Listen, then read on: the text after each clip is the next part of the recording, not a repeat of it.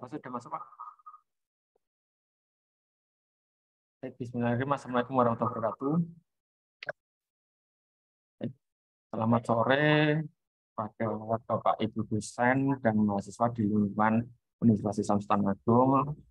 Yang saya hormati Pak Basir, Ketua LP3M, dan Bu Maya Indriastuti sebagai Koordinator Kampus Mengajar 5, serta rekan-rekan mahasiswa yang sudah berkenan hadir ya di acara sosialisasi Kampus Mengajar 5 ini di tengah kepadatan ujian tengah semester yang sedang berlangsung di lingkungan Unisula. Alhamdulillah kita masih bisa bertatap muka, bersilaturahmi. Nanti ada beberapa paparan materi dari yang pertama dari Pak Basir selaku Ketua LP3M, terus ada Bu Maya dari Koordinator Kampus Mengajar, dan ada dari Mbak Neti ya yang termasuk alumni Kampus Mengajar 2. Baik, kita di sini masih bisa bertatap muka secara online. Semoga nanti dengan tatap muka secara online ini untuk penyampaian materi bisa tetap optimal. Nanti kalau ada juga diskusi dan nanti bisa dilihat juga untuk recordingnya di YouTube LP3M Unisula. Baik, mungkin langsung aja untuk materi yang pertama. Nanti ada Pak Basir. Pak Basir sudah siap?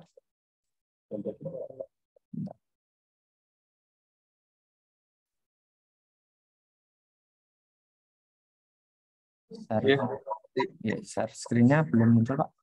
Oke, silakan Pak Basir. Baik, terima kasih Pak Adi selaku MC di acara sore hari ini untuk kegiatan program praktisi mengajar angkatan 5. Baik, terima kasih teman-teman mahasiswa dan Bapak Ibu dosen yang sudah berkenan hadir sore hari ini. Assalamualaikum warahmatullahi wabarakatuh. Ya, alhamdulillah Unisula sudah mengiringi kegiatan pelaksanaan kampus mengajar sejak angkatan pertama, ya. Jadi pada tahun 2021 semester genap. Dan alhamdulillah tercatat juga lebih dari 300 mahasiswa Unisula yang terlibat dalam kegiatan kampus mengajar.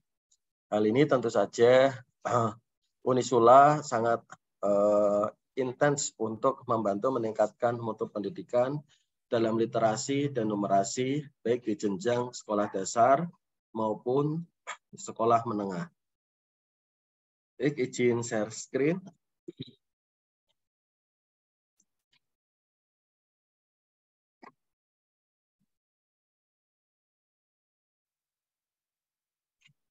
Ya.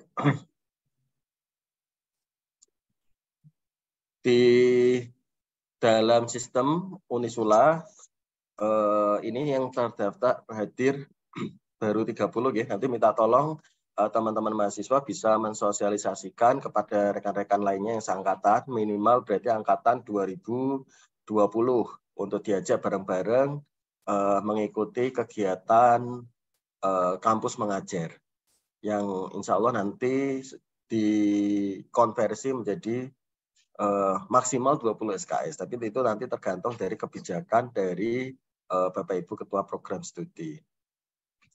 Nah,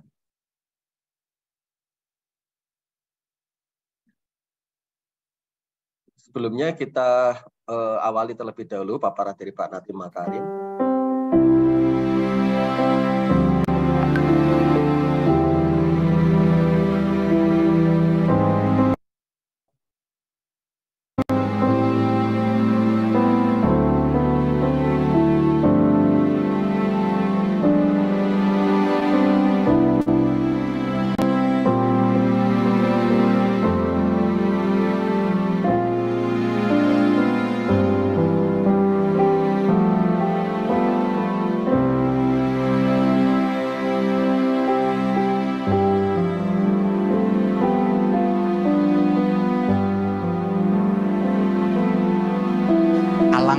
Powerfulnya mahasiswa kita kalau kita kerahkan memecahkan masalah dengan anak-anak mahasiswa terbaik dari seluruh Indonesia, gotong royong membantu belajar dan berdampak sosial langsung, memecahkan permasalahan. Inilah yang namanya pendidikan, membantu belajar dan berdampak sosial langsung.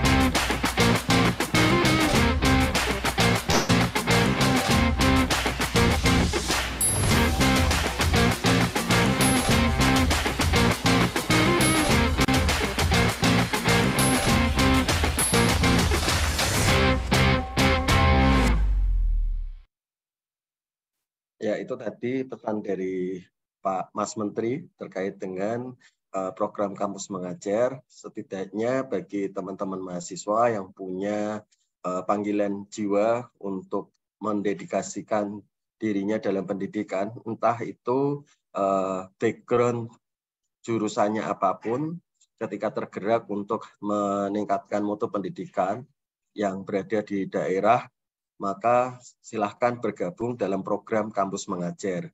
Tentunya notabene di sini tidak harus menjadi guru atau background-nya guru, tapi background apapun itu bisa berkontribusi dalam program Kampus Mengajar. Entah itu dari perawat, entah itu dari teknik, entah itu dari informatika, atau jurusan hukum sekalipun. Baik, berkaitan dengan Kampus Mengajar, merupakan kanal pembelajaran yang memberikan kesempatan kepada para mahasiswa untuk belajar di luar kampus selama 1 semester. Jadi Bapak Ibu yang berada di program studi, harapannya sudah memahami hal ini sehingga merelakan mahasiswanya yang mengambil program Kampus Mengajar untuk tidak dibebani dengan tugas-tugas mata kuliah. Full mahasiswa belajar di luar kampus. Untuk kegiatannya, mungkin Bapak Ibu dari program studi bisa menitipkan tugas tentunya yang tidak jauh atau menyimpang dari kegiatan Kampus Mengajar. Gunanya untuk melatih kemampuan menyelesaikan permasalahan yang kompleks dan menjadi mitra guru untuk berinovasi dalam pembelajaran, pengembangan strategi, dan model pembelajaran yang kreatif, inovatif, dan menyenangkan. Karena luaran dari program selama 1 semester atau kurang lebih 4 bulan ini, tentunya dapat mengembangkan potensi diri mahasiswa dan kompetensi mahasiswa sesuai bakat, minat, dan mengasah keterampilan soft skill. Dan yang paling utama adalah meningkatkan kompetensi literasi dan numerasi siswa, baik pada jenjang SD maupun SMP. Adapun manfaat program ini, kita sudah angkatan keempat saat ini berjalan, di mana angkatan keempat ini ada 75 mahasiswa yang sudah terseleksi dari sekian ratus mahasiswa yang mendaftar. Di angkatan 3 ada sejumlah 162 mahasiswa. Tentunya yang mendaftar pasti lebih dari itu. Ada beberapa manfaat bagi mahasiswa yang mengikuti program ini, yaitu yang pertama, menjadi agent of change terkait dengan pendidikan di Indonesia, mengasih keterampilan, baik itu hard skill atau soft skill, dan tentunya mendapatkan rekognisi hingga 20 SKS. Dan yang lebih menggiurkan lagi bagi para mahasiswa, saudara semuanya tidak mengeluarkan banyak biaya, justru malah mendapatkan bantuan biaya hidup dan UKT, kecuali yang bidik KIP, beasiswa KIP. Kalau beasiswa KIP, berarti saudara hanya mendapatkan bantuan biaya hidup tanpa ada bantuan UKT, karena saudara sudah ditanggung pemerintah terkait dengan biaya UKT-nya.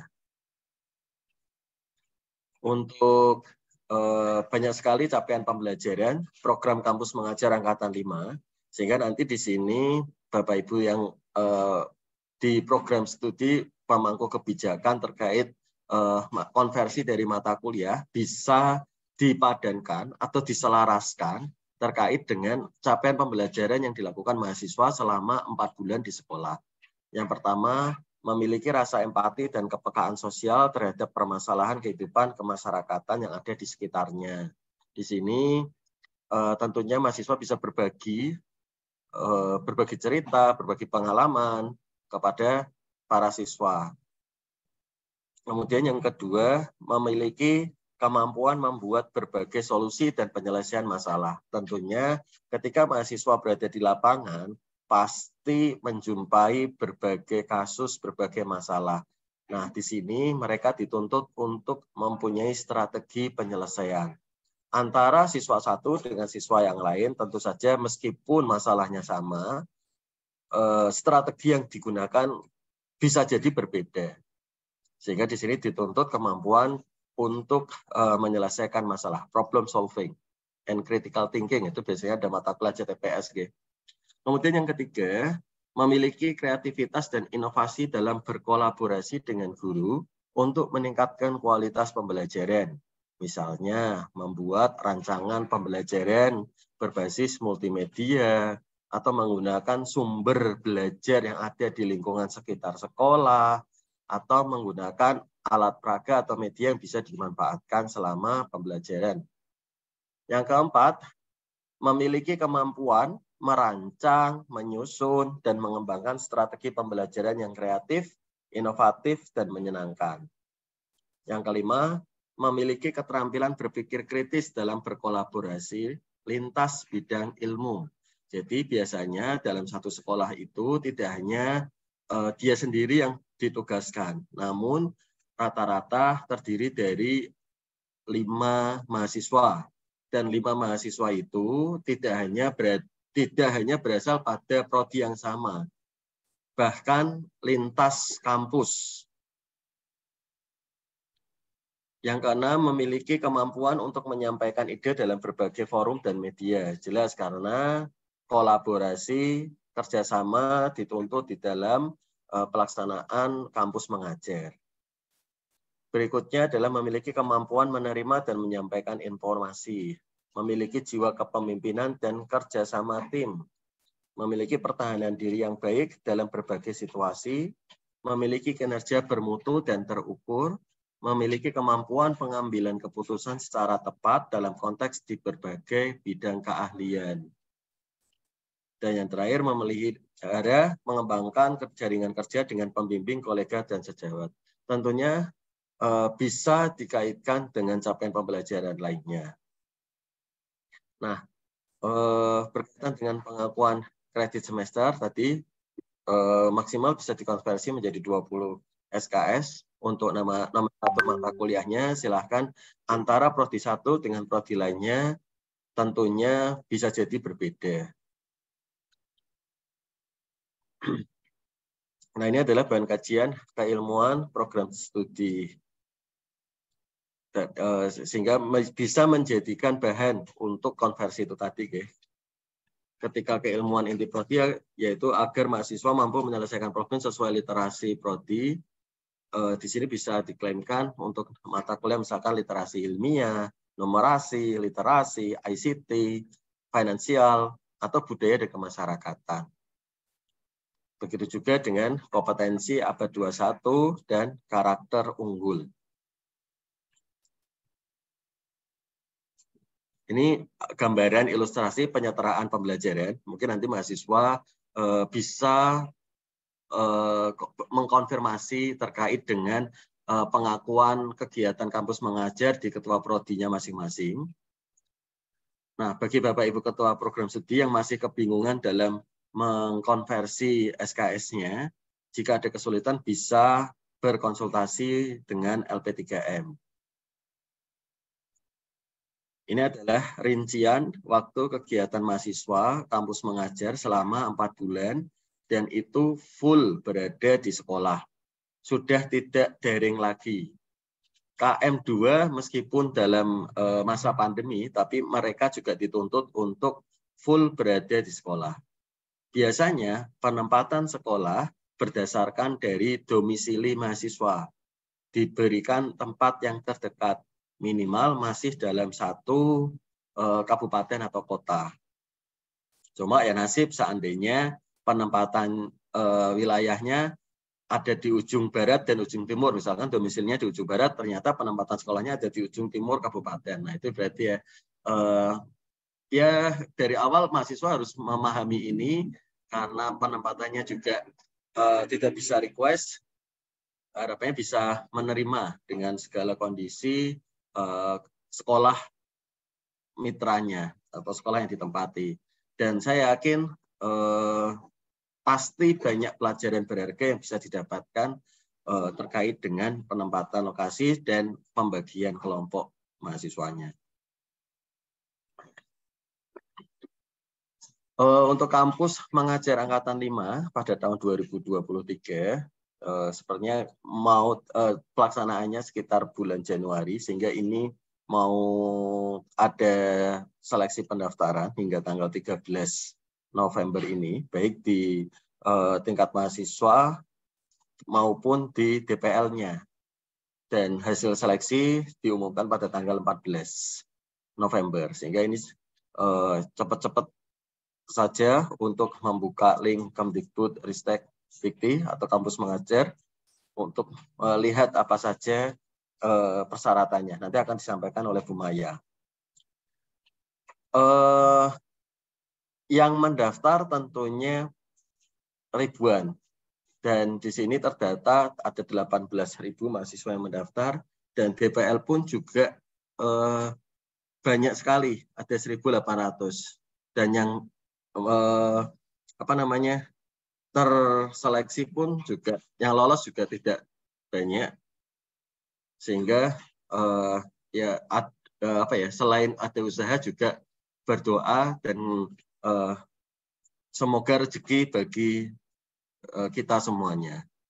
Ini adalah link untuk pendaftaran kampusmerdeka.kemdikbud.go.id program mengajar. Kalau dilihat dari jumlah mahasiswa yang diterima, yang mendaftar ini ya, yang mendaftar, terus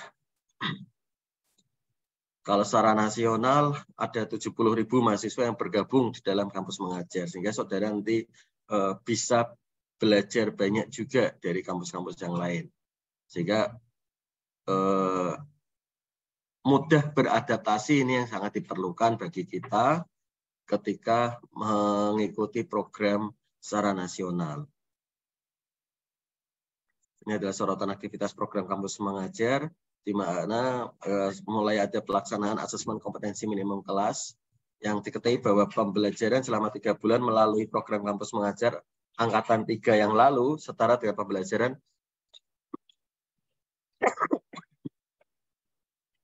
seperti tampil pada grafik. Nah, ini adalah lini masa program kampus mengajar angkatan 5. Pendaftaran tanggal 1 sampai dengan 13 November 2022. Seleksi pendaftaran 14 November sampai dengan 1 Januari 2023. Pengumumannya 2 Januari 2023. Kemudian BIMTEK atau persamaan persepsi itu tanggal 2 sampai 20 Januari 2023. Dan nanti pelaksanaan sekolah penerjunan mulai 24 Januari sampai dengan 17 Februari. Terus kemudian ada pemantauan, ada pelaksanaan, dan terakhir tanggal 16 Juni. Dan penarikan tanggal 19 Juni 2023. Ini adalah lini masa program kampus mengajar. Dan berkaitan dengan rekrutmen dan proses seleksi selanjutnya nanti akan disampaikan oleh Bu Maya.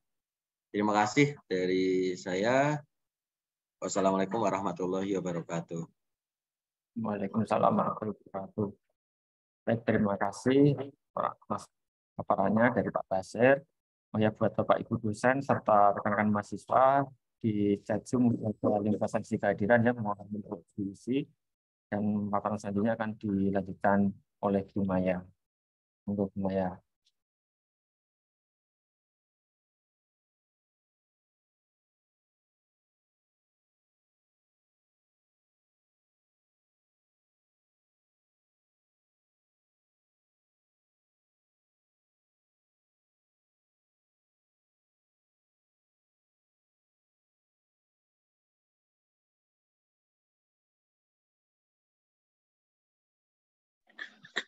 Bismillahirrahmanirrahim. Assalamualaikum warahmatullahi wabarakatuh.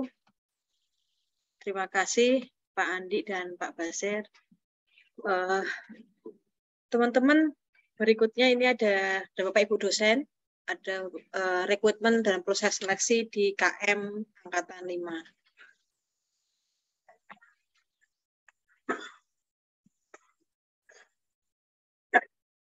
Syarat peserta kampus mengajar dari sisi mahasiswa berarti mahasiswa adalah aktif baik dari akademik maupun vokasi, kemudian berasal dari program studi yang terakreditasi pada PTN dan PTS di bawah naungan Kemendikbudristek. Kemudian berada di paling rendah pada semester 4 pada saat pelaksanaan kampus mengajar angkatan 5. Kemudian memiliki IPK minimal 3, mengunggah surat fakta integritas, di mana surat fakta integritas bisa teman-teman dan Bapak Ibu dosen calon DPL ini di link ya, di link kampus mengajar sudah disediakan, bisa diunggah suratnya. Jadi tinggal diisi kemudian diupload seperti itu. Memperoleh surat rekomendasi dari pimpinan perguruan tinggi yang minimal ditandatangani oleh wakil dekan 1. Mengunggah transkrip nilai IPK, mengunggah surat izin orang tua, surat keterangan sehat, kemudian kalau teman-teman atau Bapak Ibu dosen calon DPL bisa mengunggah sertifikat prestasi, pengalaman mengajar dan atau pengalaman berorganisasi. Ini buat teman-teman mahasiswa. Silakan diunggah semua yang dimiliki oleh teman-teman. Belum pernah ditetapkan sebagai peserta program kampus mengajar angkatan sebelumnya karena hanya memang diwajibkan 1 kali saja untuk mengikuti kampus mengajar yang diadakan oleh Kemendikbudristek. Kemudian bersedia mengikuti program hingga selesai.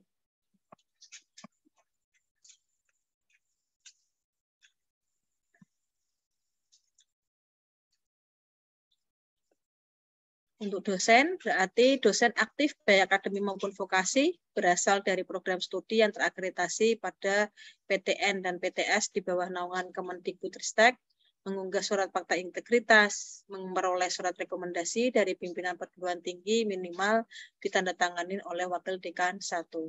Mengunggah dokumen pengalaman pengabdian masyarakat atau pembimbingan mahasiswa jika ada, tidak sedang mengikuti program kampus Merdeka yang lainnya pada saat mendaftar, serta bersedia menjalankan peran sebagai DPL dengan baik dan bertanggung jawab. Nah, syarat untuk pendaftaran KM Angkatan 5 bisa juga melalui barcode teman-teman dan Bapak Ibu dosen yang lain.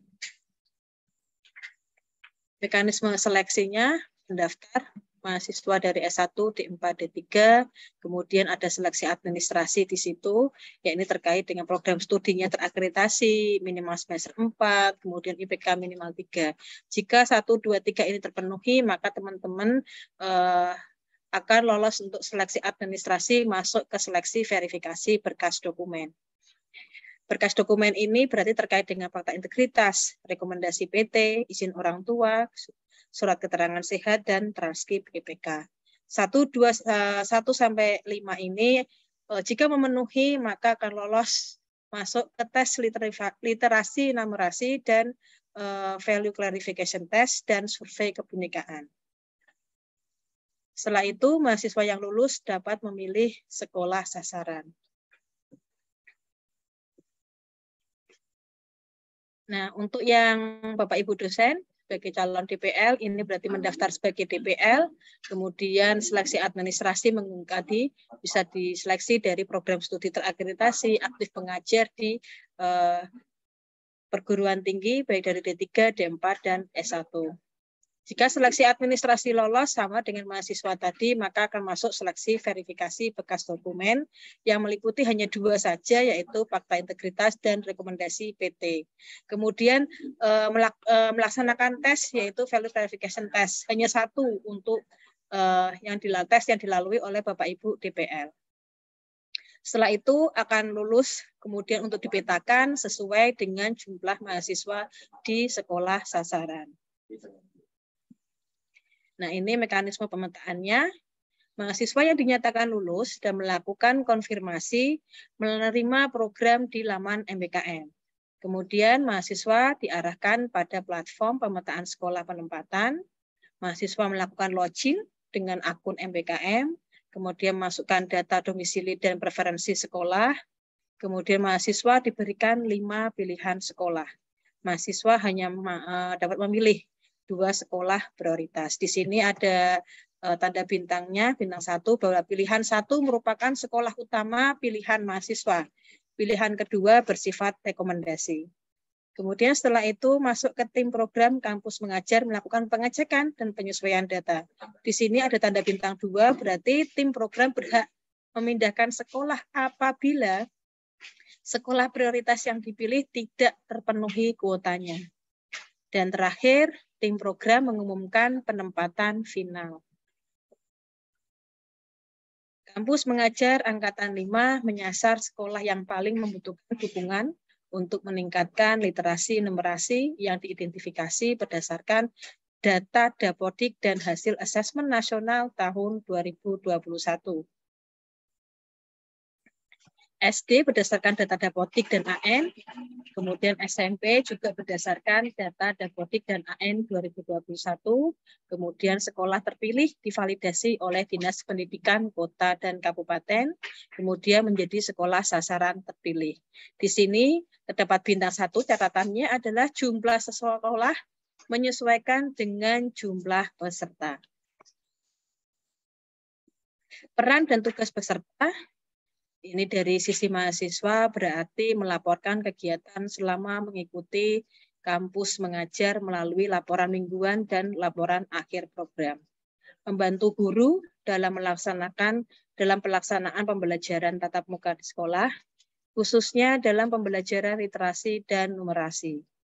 Membantu sekolah melaksanakan adaptasi teknologi dalam proses pembelajaran, mendukung kepala sekolah dalam bidang administrasi, dan manajerial sekolah yang berkaitan dengan program dan mensosialisasikan produk pembelajaran Kemendikbudristek, yaitu terkait dengan kurikulum Merdeka, platform Merdeka Mengajar, kemudian AKM kelas dan rapot pendidikan.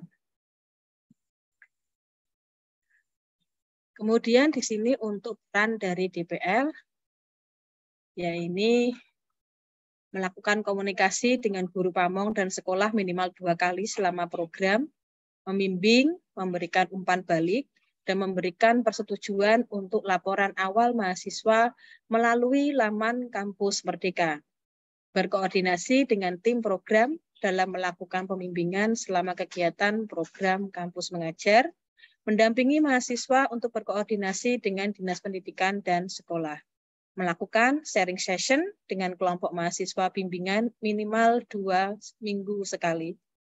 Mereview, memberikan umpan balik, dan memberikan persetujuan untuk laporan mingguan dan laporan akhir mahasiswa melalui laman Kampus Merdeka, serta membuat laporan kegiatan pembimbingan selama program Kampus Mengajar melalui laporan mingguan di laman Kampus Mengajar di Kampus Merdeka.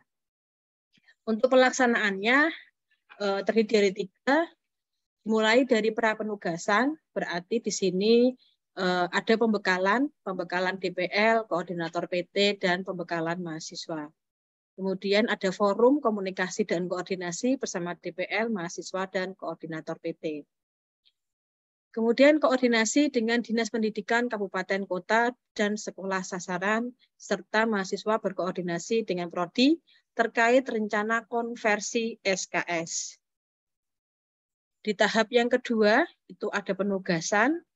Awal penugasan berarti melakukan observasi sekolah dan pengisian baseline survei, pretest literasi dan numerasi AKM kelas, perancangan program dan pelaksanaan forum komunikasi dan koordinasi sekolah, serta pengisian need assessment sekolah. Saat penugasan berarti melakukan implementasi program aksi, kolaborasi tingkat kelas maupun sekolah, mengikuti FKK, coaching klinik, dan sharing session inspiratif. Penilaian tengah penugasan dan post-tes AKM kelas. Di akhir penugasan, terdapat penilaian akhir penugasan, mengisi outline survei, penyusunan laporan akhir, dan penyelesaian administrasi. Di tahap yang ketiga, pasca penugasan, berarti terdapat rekognisi atau pengakuan. Penyetaraan hasil belajar sebesar 20 SKS. Keberlanjutan program yang dilakukan melalui diseminasi oleh DPL dan mahasiswa di PT masing-masing.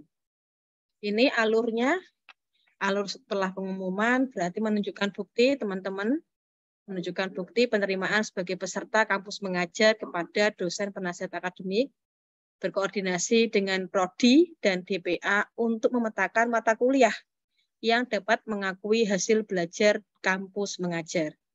Melakukan pengisian KRS, mahasiswa kemudian memastikan persetujuan di SIAM, di Sistem Informasi Akademik, program berjalan. Kemudian yang terakhir, mahasiswa memberikan hasil penilaian program KM 5 kepada program studi dan DPA.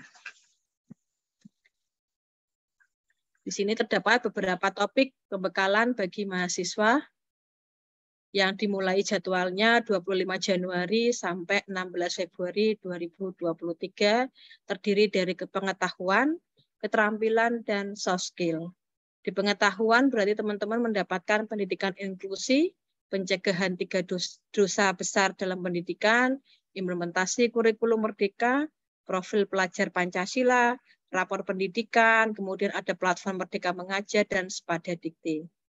Untuk keterampilannya, di sini ada asesmen kompetisi minimum atau AKM kelas, pedagogik sekolah, pembelajaran literasi dan numerasi, perancangan rencana aksi kolaborasi, manajemen dan administrasi sekolah, gerakan literasi dan numerasi sekolah, serta administrasi perpustakaan dan pojok baca.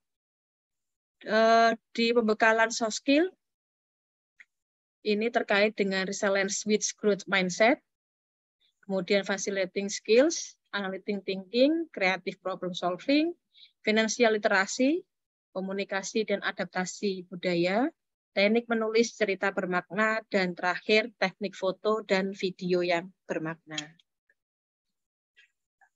Sanksi ini pelanggaran yang dilakukan oleh mahasiswa, DPL, dan koordinator atas ketentuan yang diberlakukan atas program kampus mengajar dapat diberikan sanksi berupa teguran, penundaan pembayaran biaya hidup, bantuan biaya kuliah, dan honor.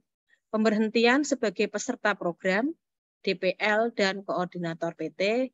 Kemudian ada sanksi pemblokiran untuk mengikuti program kampus mengajar di periode berikutnya, serta pengembalian dana. Nah, sekian teman-teman dan Bapak Ibu calon DPL yang bisa saya sampaikan. Terima kasih, saya kembalikan ke Mas Andi.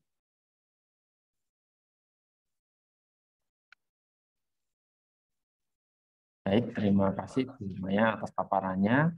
Sekali lagi saya ingatkan untuk para peserta, Ibu dosen, serta rekan-rekan mahasiswa untuk mengisi presensi kehadiran. Dan materi yang ketiga selanjutnya akan disampaikan oleh Mbak Neti Wulandari. Jadi Mbak Neti akan sharing pengalaman atas kegiatan kampus mengajarnya yang dia ikuti di angkatan kedua. Silahkan Mbak Neti. Baik. Sebelumnya suara saya terdengar dengan jelas apa tidak ya Pak? Suaranya masih pelan Mbak.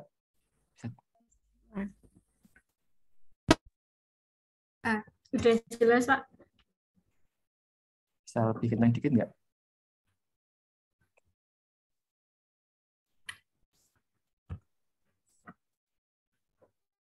Halo Mbak Neti. Halo Pak. Oh ya. Ya, kemudian silakan Mbak Neti. Oke. Untuk share screen-nya udah muncul, Pak. Sudah, Mbak. Baik, sebelumnya, Assalamualaikum warahmatullahi wabarakatuh. Terima kasih untuk Pak Andi selaku moderator dalam acara ini, juga dari Ibu Maya selaku koordinator kampus mengajar, dan Pak Abdul Basir selaku Kepala LPM 3M Unisula. Langsung saja, perkenalkan, nama saya Natul Wulandari dari alumni kampus mengajar P2 di SDN Gebang Arum dan berlokasi di daerah Demak. Nah, untuk mengenai latar belakang dari kampus mengajar sendiri, yaitu untuk kampus pengajar merupakan bagian dari program Kampus Merdeka yang diselenggarakan oleh Kemendikbud. Serta untuk kampus pengajar memiliki tujuan untuk memberikan kesempatan kepada mahasiswa belajar dan mengembangkan diri melalui aktivitas di luar perkuliahan.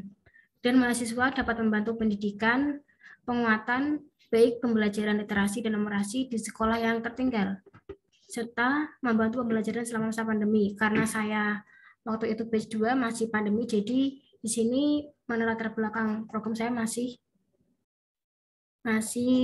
bertuliskan pandemi. Dan yang terutama untuk memberikan pelajaran kepada sekolah daerah yang tertinggal. 3T yaitu tertinggal, terdepan, dan terluar. Tujuan dari kampus mengajar sendiri itu memberikan kesempatan kepada mahasiswa untuk belajar dan mengembangkan diri melalui aktivitas di luar perkuliahan. Dan seperti yang tadi saya sebutkan, memberikan kesempatan bagi sekolah 3T untuk mengembangkan beberapa program pendidikan untuk kemajuan sekolah tersebut.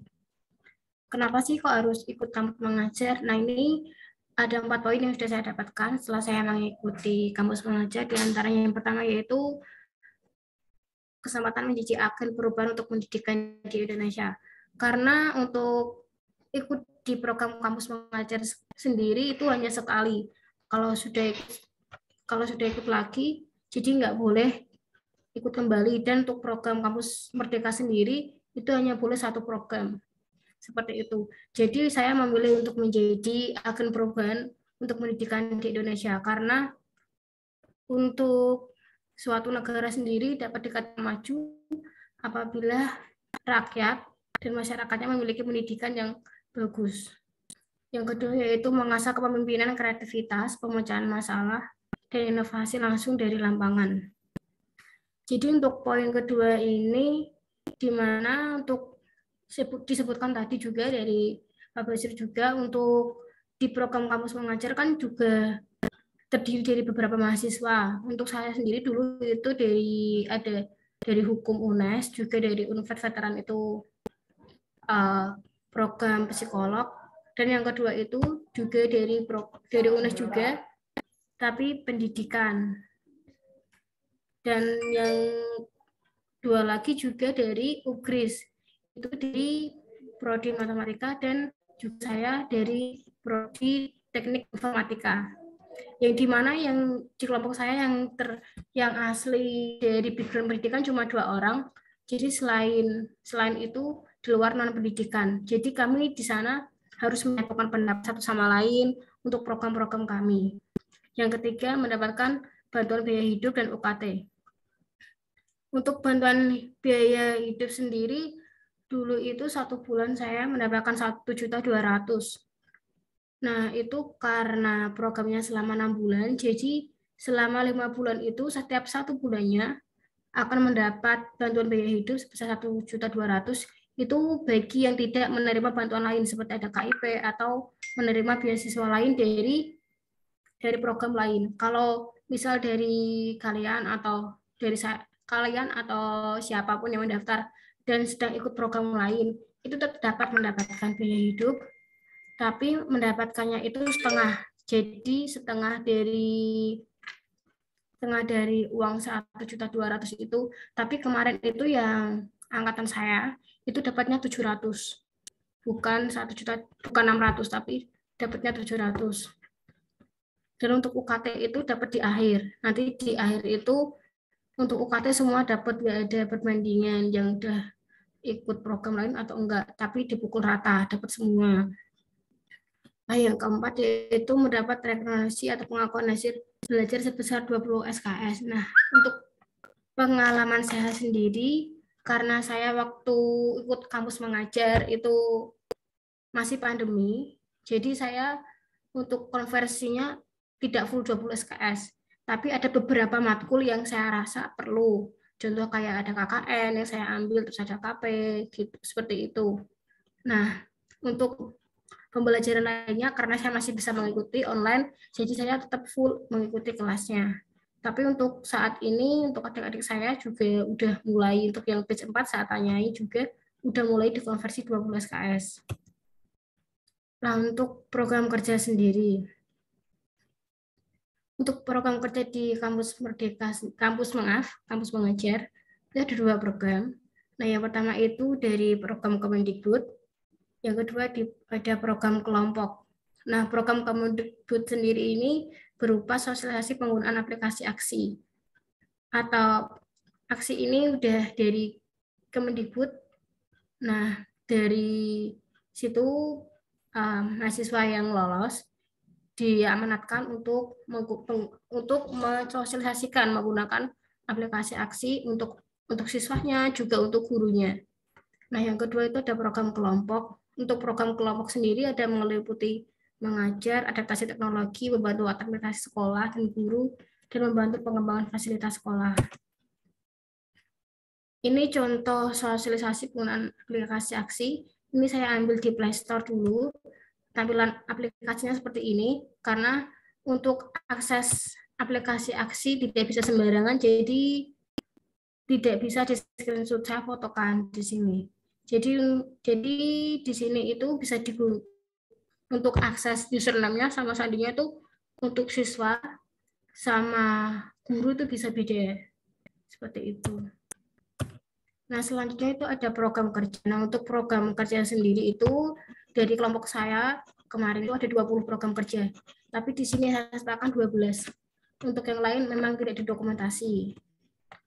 Yang pertama itu ada program sudut baca, yang dimana ini sesuai dengan keinginan dari Pak Menteri, yaitu mengembangkan literasi dari siswa. Yang kedua ada kesehatan. Dan karena di sananya saya bertepatan dengan Agustusan, jadi tetap mengadakan lomba 17 Agustus. Nah, selanjutnya ada kegiatan pramuka. Walaupun di sana memang sudah ada kegiatan, tapi dengan adanya kami atau saya dan rekan-rekan saya terjun di sana, itu lebih mengoptimalkan dan lebih terstruktur kegiatannya. Selanjutnya ada peringatan Hari Guru. Untuk sebelum-sebelumnya mungkin Hari Guru di sana itu biasa saja, hanya upacara biasa saja. Tapi dengan kedatangan kami, yang membuat acara kami adakan lebih mungkin ke memberi bunga per guru seperti itu. Yang selanjutnya adalah sosialisasi penggunaan aksi pada guru. Nah, untuk aksi ini dulu tuh awalnya memang dari mahasiswa dulu yang megang. Mahasiswa dulu di akhir menjelang pelepasan baru kita sosialisasikan ke guru-guru cara penggunaannya seperti apa. Nah, selanjutnya yaitu kegiatan pendampingan pembelajaran. Ini dilakukan setiap hari untuk pendampingan pembelajaran. Nah, selanjutnya ada kegiatan literasi dan numerasi. Ini kalau di pengalaman saya kemarin di Pejua, jadi itu dilaksanakan setiap hari Senin dan Kamis. Bagusnya dari program ini adalah kita jadi tahu kemampuan per skill per anak-anak sudah mampu di mana, bacanya di mana, perhitungannya di mana. Selanjutnya ada program peringatan Maulid Nabi, ada kegiatan kreativitas siswa, yaitu pembenahan juga, menghias sekolah, terus penanaman, kegiatan kebersihan, terus nah di sini ada pengawasan sekolah. Jadi untuk di kampus mengajar sendiri, itu setiap mungkin 2 bulan sekali, itu bakal ada pengawasan dari pihak dinas pendidikan. Contoh di dokumentasi saya, jadi dari dinas pendidikan itu terjun langsung mengecek bagaimana berjalannya program kampus mengajar. Selanjutnya yaitu membantu administrasi sekolah. Di sana kami juga membantu untuk membuat perancangan pendidikan yang akan dipakai, kurikulum seperti apa. Nah, yang terakhir yaitu ada penarikan mahasiswa kampus mengajar batch 2. Sekian dari saya. Wassalamualaikum warahmatullahi wabarakatuh. Untuk selanjutnya saya serahkan kembali ke Pak Andi Diansah. Baik, Mbak Neti, terima kasih atas informasinya ya, sharing pengalamannya, walaupun Mbak Neti dari Prodi Teknik Informatika, tapi tetap bisa mengikuti kegiatan kampus mengajar ini. Baik, untuk selanjutnya ada sesi diskusi, mungkin ada tanya jawab dari rekan-rekan mahasiswa, mungkin ada yang bingung untuk pengisian surat pengantarnya dari perguruan tinggi, atau tambahan dari Bu Maya mungkin. Iya, Mas Andi. Saya mau coba share untuk suratnya.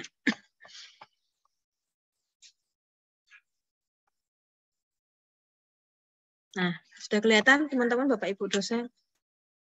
Surat rekomendasi. Nah, ini surat rekomendasi untuk mahasiswa. Salah satu syarat yang perlu perlu diupload ya di sistem KM Angkatan 5. Untuk yang ini, yang di atas nama lengkap, kemudian NDN, pangkat, golongan yang bertanda tangan di bawah ini adalah yang bertanda tangan di bawahnya. Yang tanda tangan jabatan di bawah itu sama namanya ya teman-teman. Jadi di sini misalnya kan minimal diisi surat rekomendasi adalah dari WD1. Nah, nama WD1 Bapak atau Ibu Wakil Dekan 1 berarti nama lengkapnya teman-teman ditulis di sini, NIDN-nya berapa, pangkat golongan beliau itu berapa, jabatannya sebagai Wakil Dekan 1.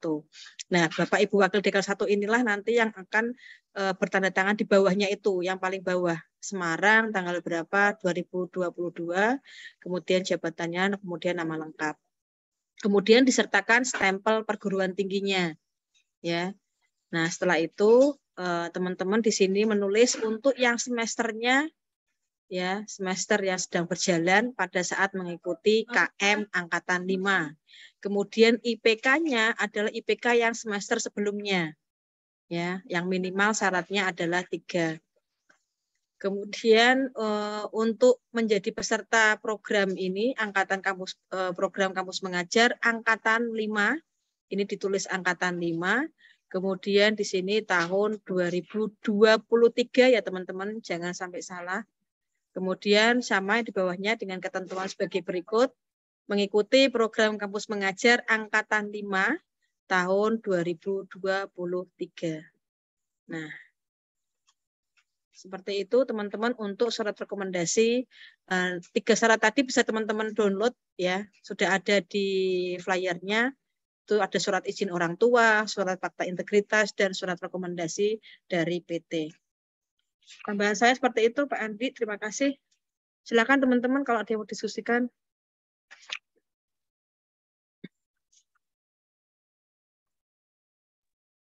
Silahkan present mungkin buat teman-teman yang mau tanya.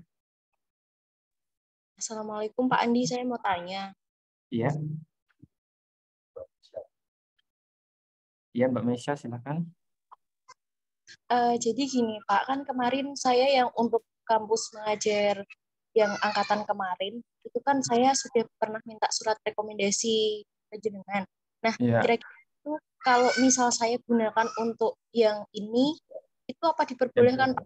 Contoh tanggalnya, harinya, itu diganti kayak gitu Pak. Apa harus terbaru gitu? Baik, terima kasih Mbak Terima Mesya. kasih Pak. Iya, silakan mungkin ada dari Bu Maya mau menjawab.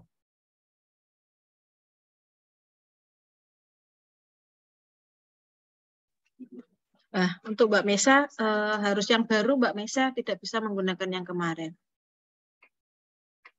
Berarti mungkin nanti untuk apa tanda tangan dan lain-lainnya juga harus minta lagi ya Bu?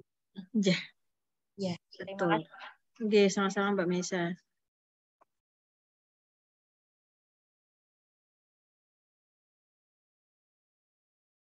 Terima kasih Bu Maya.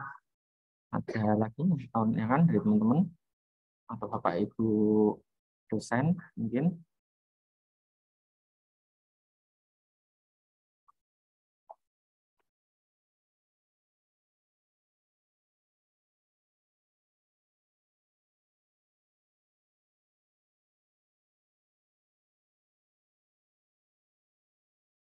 Cukup jelas informasinya?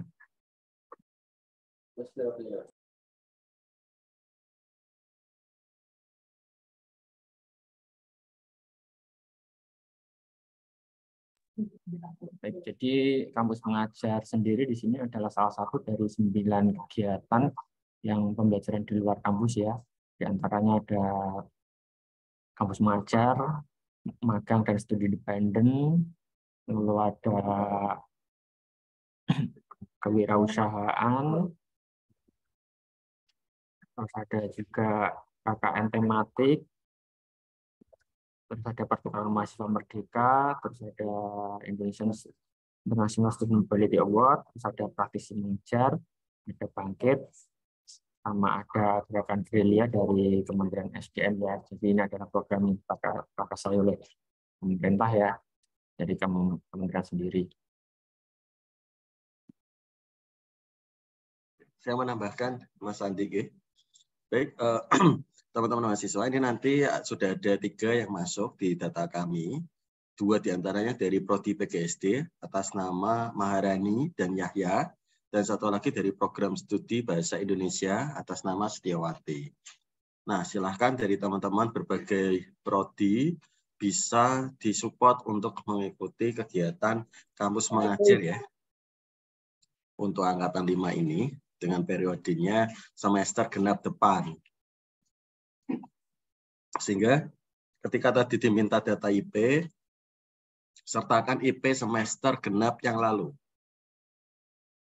Kalau semester ini kan belum pada dapat kan, sehingga gunakan semester genap yang lalu. Saya kira dari segi persyaratan administrasi tidak ada yang susah, cuma saudara gigih aja di dalam mencari dan mencari tanda tangan, membuat dan sebagainya. Terus kemudian segera upload, jangan menunggu deadline-nya ya. Khawatirnya kalau kita pendaftaran di akhir-akhir itu, yang lain juga sama, akhirnya sistem kadang error. Sehingga antisipasinya, segeralah untuk mengupload segala berkasnya dan submit untuk pendaftarannya. Saya kira untuk kegiatan Merdeka Belajar ini cocok banget bagi teman-teman semuanya yang pingin dunia bebas ya. Artinya tidak terikat oleh dinding tembok perkuliahan dan ingin mendapatkan banyak pengalaman. Dari 40 yang hadir ini rata-rata bersedia untuk mengikuti KM5.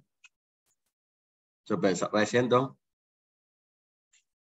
Nanti kami tunggu data dari teman-teman semuanya. Kalau ada kesulitan, mungkin bisa menghubungi apa nih? Kontak personnya Bu Maya ya. Nomor HP-nya mungkin bisa di-share di chat, Bu.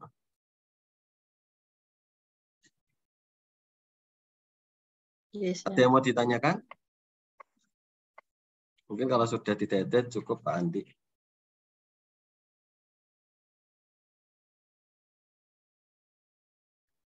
Baik, terima kasih Pak Basir, Bu Maya, dan Mbak Nanti atas paparannya, dan Bapak Ibu dosen serta rekan-rekan mahasiswa atas kehadiran di sosialisasi ini ya, di tengah-tengah kesibukan ujian tengah semester yang telah berlangsung di lingkungan Unisula. Semoga nanti buat teman-teman mahasiswa banyak yang mendaftar dan Bapak Ibu dosen juga ikut seleksi sebagai DPL ya, karena ini juga termasuk bagian penambahan IKU untuk program studi maupun universitas. Dan untuk mahasiswa juga nanti cukup banyak ya benefit yang bisa diambil. Untuk sekian, waktunya alhamdulillah sosialisasinya bisa berjalan dengan lancar. Nanti untuk rekaman video yang disosialisasi akan bisa di YouTube. Itu aja yang bisa saya sampaikan. Terima kasih. Assalamualaikum warahmatullahi wabarakatuh. Waalaikumsalam warahmatullahi wabarakatuh. Share.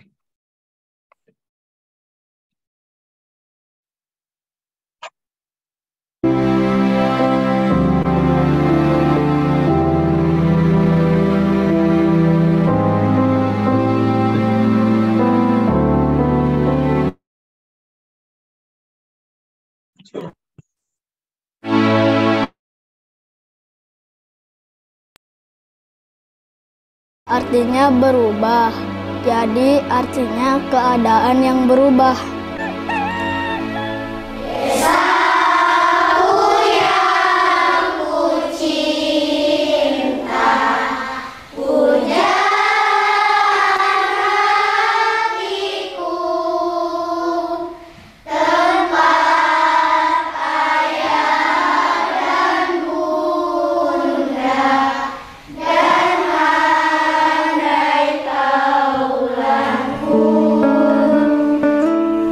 Marisa, salah satu peserta program Kampus Mengajar.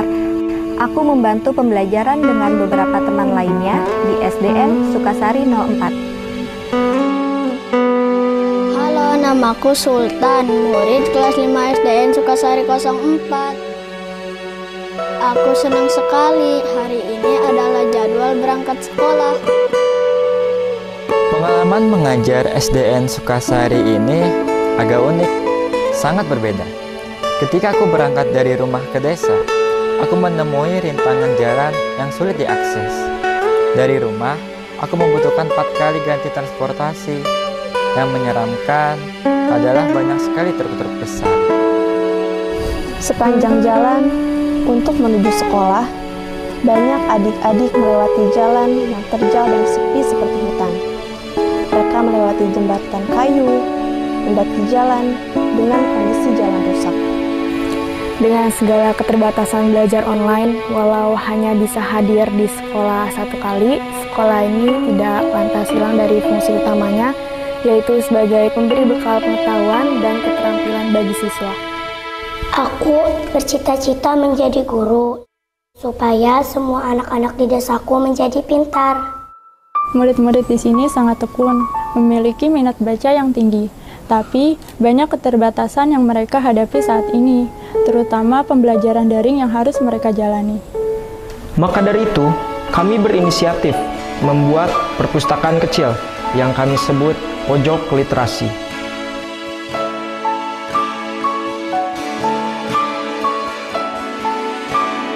Tidak hanya itu, kami juga memperkenalkan dongeng-dongeng yang berasal dari penjuru Nusantara. Si sang kuryang yang sedang berburu menangkap si rusa. Kolaborasi bersama teman-teman lain dalam proses belajar dan berdampak adalah pengalaman yang sangat berharga. Selama ini, aku belajar dalam kondisi yang sangat nyaman. Lewat pengalaman kampus mengajar, aku banyak mengasah kepekaan sosial dan kematangan emosiku. Aku ingin terus berkontribusi untuk sekitar.